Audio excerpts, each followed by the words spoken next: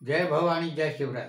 छत्रपती शिवाजी महाराजांना मुद्रा करून, राष्ट्रमाता राजमाता जिजाऊ माँसाहेबांना वंदन करून, मी श्री व्याख्याता प्राचार्य दादासाहेब कोरेकर पवार पाटील आज पुण्यनगरीतील एका ऋषितुल्य व्यक्तिमत्वाची ओळख करून देण्यासाठी इथं उपस्थित आहे. त्यांचं नाव आहे बाळकृष्ण पुरुषोत्तम किरकोळे इनामदार. या व्यक्तिमत्वानं आज त्यांचं वय 91 पूर्ण होत असून 92 वर्षात ते पदार्पण करत आहेत. आणि अशा एवढ्या मोठ्या दीर्घकाळामध्ये सरकारी नोकरी करून उरलेला काळ साहित्य सेवा, साहित्य, कला, संस्कृती यामध्ये ज्यांनी व्यतीत केला, असं हे एक ऋषितुल्य व्यक्तिमत्व आहे. आणि म्हणूनच त्यांच्या वाढदिवसाच्या निमित्ताने त्यांना शुभेच्छा देण्यात मला आनंद होत आहे. त्यांचा जन्म 6/12/33 भिवडी तालुका पुरंदर जिल्हा पुणे येथे झाला. अर्थात पुरंदर तालुक्यातलं भिवडी गाव म्हणजे उमाजी नाईकाची जन्मभूमी आणि कर्मभूमी. क्रांतीवीर राजे उमाजी नाईक ज्यांच्या नावाने हे गाव ओळखलं जातं. परंतु शिवकाळापासून किरकोळे इनामदार घराण्याचं वास्तव्य या गावामध्ये आहे आणि आजही तिथे इनामदारवाडा म्हणून या घराण्याला ओळखलं जातं. अशा एका इतिहास प्रसिद्ध घराण्यामध्ये ज्यांचा जन्म झाला आणि ज्यांनी आज 91 वर्ष पूर्ण करून 92 वर्षात पदार्पण केलेलं आहे. ज्यांचं प्राथमिक शिक्षण आपल्या गावातच म्हणजे भिवडी तालुका पुरंदर जिल्हा पुणे येथे झालं आणि पुढच्या शिक्षणासाठी म्हणजे माध्यमिक शिक्षणासाठी महाराष्ट्र एज्युकेशन सोसायटीच्या सासवडच्या माध्यमिक विद्यालयातून ते 11वी पास झाले. पुढे पुण्याच्या MES कॉलेजमध्ये त्यांनी पुढील शिक्षणासाठी महाविद्यालयीन शिक्षणासाठी प्रवेश घेतला.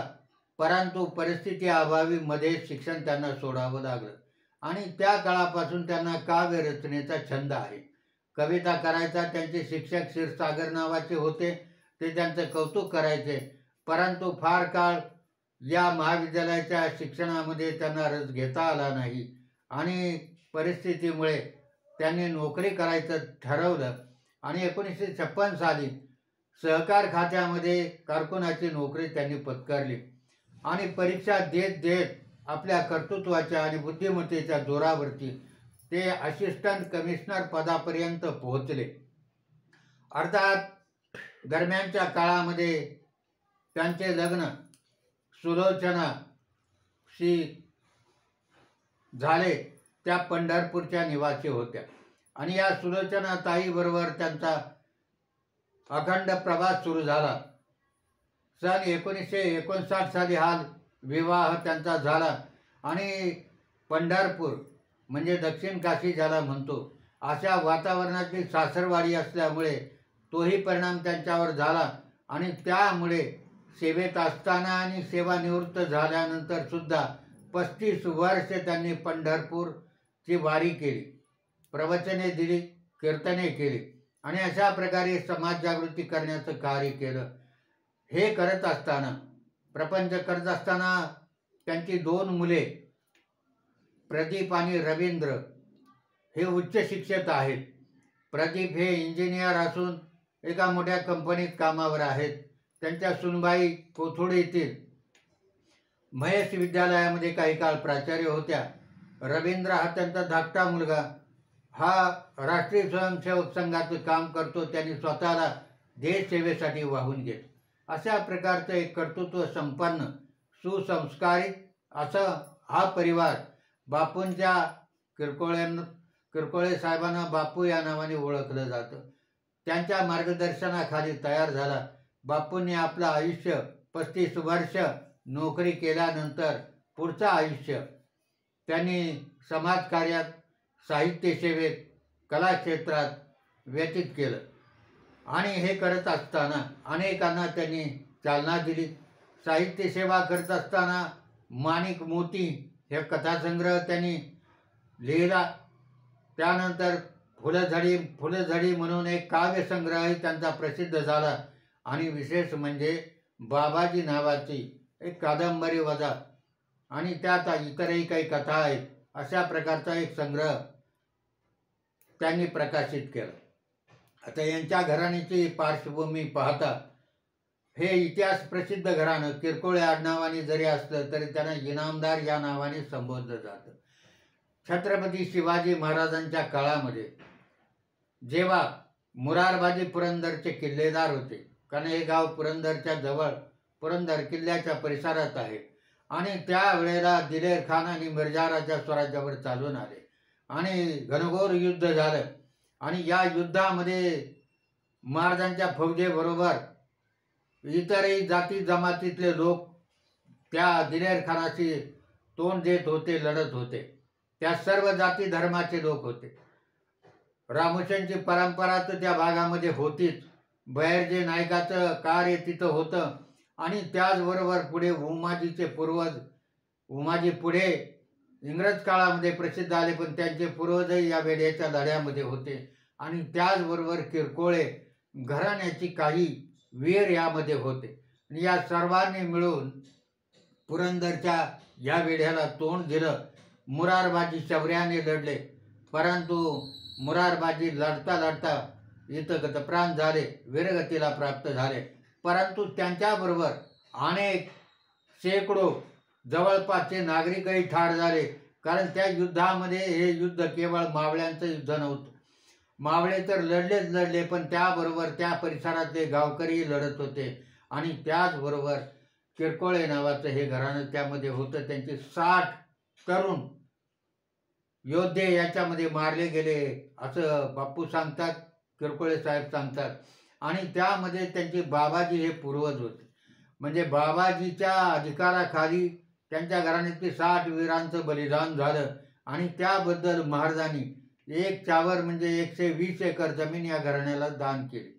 अर्थात इतिहासात सगळे पुरावे मिळतातच असं नाही, परंतु त्यांनी सांगितलं की 120 एकर जमिनीची कागदपत्र आमच्याकडे उपलब्ध असून आम्हाला ती इनाम जमीन शिवकाळामध्ये मिळालेली होती. आणि अशा प्रकारे फार मोठं ऐतिहासिक कार्य या घराण्याचं आहे. त्याचबरोबर बापू आपल्या घराण्याचं नाव वाढवण्यात अग्रेसर आहेत. आज 90व्या वर्षी सुद्धा ते कार्य कुशल आहेत. आज त्यांनी या परिसरामध्ये, म्हणजे मी राहतो त्या कोथरूड परिसरामध्ये 2 ज्येष्ठ नागरिक संघ फुलवले. त्यात सहजानंद सोसायटी कोथरूड पुणे आणि गणांजय ज्येष्ठ नागरिक संघ कोथरूड पुणे अशा 2 ज्येष्ठ नागरिक संघाला त्यांनी ताकद देण्याचं, प्रेरणा देण्याचं आणि गणंजय ज्येष्ठ नागरिक संघाची स्थापना करण्यात त्यांचा पुढाकार होता. आम्ही त्यांच्याबरोबर गेले 10-12 वर्षे काम करत होतो आणि त्यांचं मार्गदर्शन मला वेळोवेळी लाभलं. मलाच काय, माझ्याबरोबर जेवढे कार्यकारिणीत लोक होते त्या सर्वांना लाभलं, इतरांनाही लाभलं. आणि विशेषतः मी व्याख्यानं देतोय म्हटल्यानंतर मला सतत प्रेरणा देऊन माझी व्याख्यानं दोन्ही संघामध्ये आयोजित करण्याचं त्यांनी काम केलं. अशा प्रकारे एक सुसंस्कृत व्यक्तिमत्व, कोथरूडला साहित्य नगरी म्हणतात. इथे साहित्यिक, कलावंत, इतिहासप्रेमी सर्व वास करतात. आणि अशा या परिसरामध्ये बापूंच्यासारखा एक 90 वर्षाचा भीष्माचार्य लोकांना मार्गदर्शन करत असतो, हे पाहिल्यानंतर आम्हालाही प्रेरणा मिळते. त्यांच्या वाढदिवसाच्या निमित्ताने त्यांच्याबद्दल 4 शब्द सांगावेत अशी इच्छा निर्माण झाली. सन 2012 आम्ही त्यांचा मावळा गौरव पुरस्कार देऊन सन्मान केला. किल्ले राजगड छत्रपती शिवाजी महाराजांची राजधानी, स्वराज्याची राजधानी, आणि जिथं मावळा जवान संघटनेतर्फे 12 जानेवारीला जिजामाता उत्सव साजरा केला जातो, त्या उत्सवामध्ये या भीष्माचार्याचा आम्ही आवर्जून गौरव केला. आणि त्यामुळे त्यांनाही समाधान वाटलं. आज गेले 50 वर्ष पुण्यामध्ये कार्य करत असताना आपला गौरव छत्रपतीच्या राजधानीमध्ये झाला, त्याचबरोबर स्वराज्याच्या राजधानीमध्ये झाला. त्याचबरोबर स्वराज्य काळामध्ये आपल्या पूर्वजांनी केलेल्या कार्यामुळे आपण त्या गौरवास पात्र झालो, त्याचा त्यांना अभिमान वाटला, तेव्हा अशा या ऋषितुल्य व्यक्तिमत्वाला त्यांच्या वाढदिवसानिमित्त आज ते 92व्या वर्षात पदार्पण करीत आहेत. त्यांना ते शताब्दी एक 100 वर्ष पूर्ण करोत आणि त्यांना दीर्घ आयुष्य ज्याप्रमाणे लाभेल त्याप्रमाणे त्यांचं आरोग्य हेही उत्तम राहो अशी परमेश्वर चरणी प्रार्थना करून जीवे शरदम शतम एवढीच इच्छा कामना पूर्ण करून थांबतो. जय हिंद, जय महाराष्ट्र.